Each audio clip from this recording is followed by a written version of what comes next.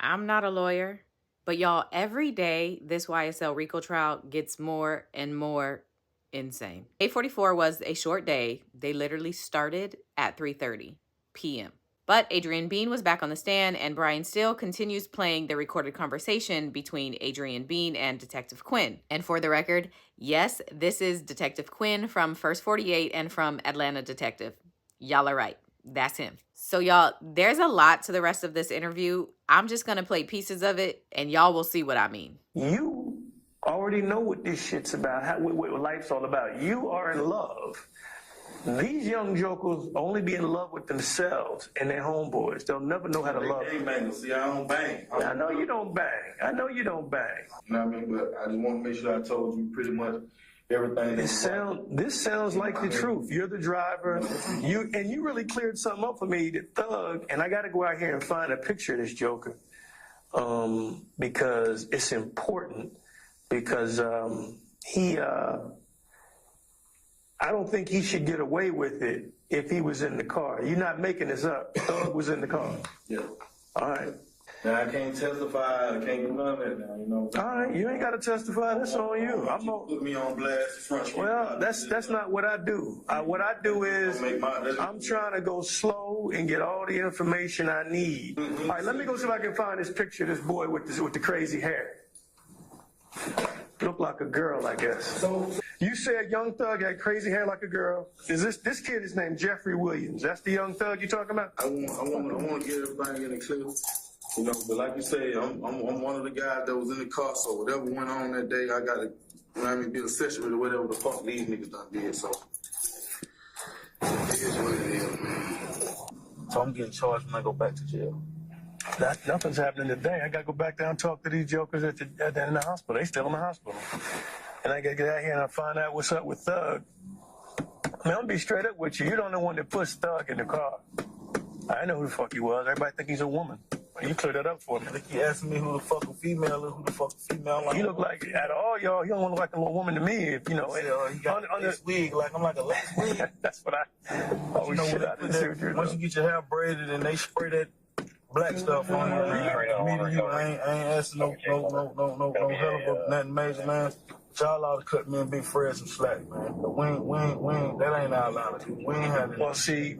So after the interview is complete, Brian Steele goes back to asking Adrian Bean some questions about the incident and what took place after the incident. And Adrian Bean still doesn't recall anything from 2013. Also, because Brian Steele is able to ask some questions about the hospital, it seems like the judge ruled that he can. By any chance, you remember the date September 11, 2013 when that happened?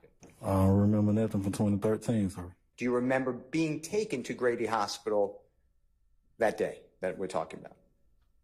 No, sir. All right. Do you remember after being discharged from Grady Hospital going to the Fulton County Jail, 901 Rice Street? No, sir. I don't remember. And then Brian Steele plays one of the jail calls between Adrian Bean and his wife. And there's a key part to the call that Brian Steele is highlighting.